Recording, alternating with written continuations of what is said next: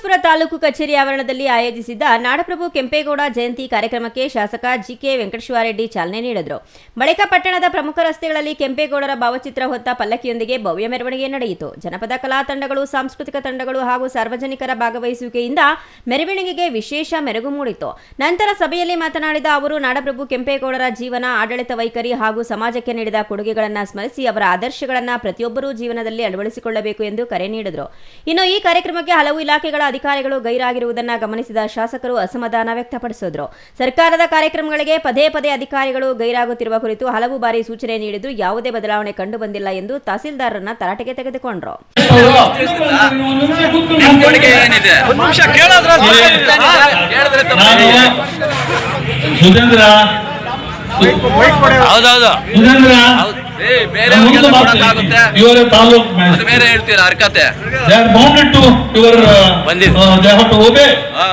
ನೀವು ಒಮ್ಮೆ ಮಾಡೋದಕ್ಕೆ ವ್ಯವಸ್ಥೆ ಮಾಡ್ಬೇಕು. ಇವತ್ತು ಎಷ್ಟು ಜನ ತಾಲೂಕು ಅಧಿಕಾರಿಗಳು ಬಂದಿದ್ದೀರಿ, ದಯವಿಟ್ಟು ನಿಂತ್ಕೊಳ್ಳಿ.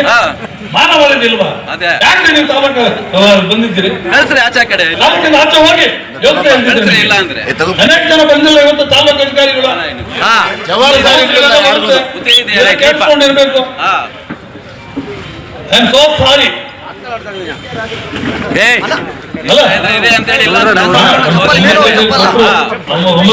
ಆಗಿತ್ತು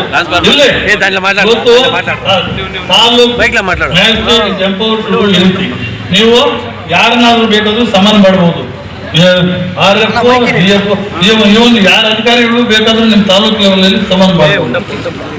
ನೀವು ಕೆಲಸ ಮಾಡಿದ್ರೆ ಏನ್ ಬೇಕಾದ್ರೂ ಮಾಡ್ಬೋದು. ಮಾಡಿ, ದಯಮಾಡಿ ಮಾಡಿ, ಡೋಂಟ್ ನೆಗ್ಲೆಕ್ಟ್. ಎಲ್ಲ ಅಧಿಕಾರಿಗಳು ನಮ್ಮ ಈ ಕುಡಿಯುವ ನೀರಿನ ಯೋಜನೆಗಳು ಅಷ್ಟೇ. ನಮ್ಮ ಸುರೇಶ್ ಇದ್ದೇನೆ, ರಾತ್ರಿ ನಿದ್ದೆ ಮಾಡಬಾರ್ದು. ಯಾಕಂದ್ರೆ ಇವತ್ತು ಅನೇಕ ಗ್ರಾಮಗಳಲ್ಲಿ ಈ ಕುಡಿಯುವ ನೀರಿನ ಸಮಸ್ಯೆಗಳು ಆಗಿದೆ. 10 ಗ್ರಾಮಗಳಲ್ಲಿ ಇದೆ ಅಷ್ಟೇ. ಇನ್ನು ಬರ್ತಾ ಮಳೆ ಬರೆದಿದ್ರೆ ಇನ್ನು ಹೆಚ್ಚಿನ ರೀತಿಯಲ್ಲಿ ನಾವು ಅದನ್ನು ಫೇಸ್ ಮಾಡಬೇಕಾಗುತ್ತೆ. ಕಾರ್ಯಕ್ರಮದಲ್ಲಿ ವಿವಿಧ ಇಲಾಖೆಗಳ ಅಧಿಕಾರಿಗಳು, ಜನಪ್ರತಿನಿಧಿಗಳು ಹಾಗೂ ಸಾರ್ವಜನಿಕರು ಭಾಗವಹಿಸಿ ನಾಡಪ್ರಭು ಕೆಂಪೇಗೌಡರಿಗೆ ಗೌರವ ನಮನ ಸಲ್ಲಿಸಿದರು. Chandrashekar, CTV news, Srinivaspur.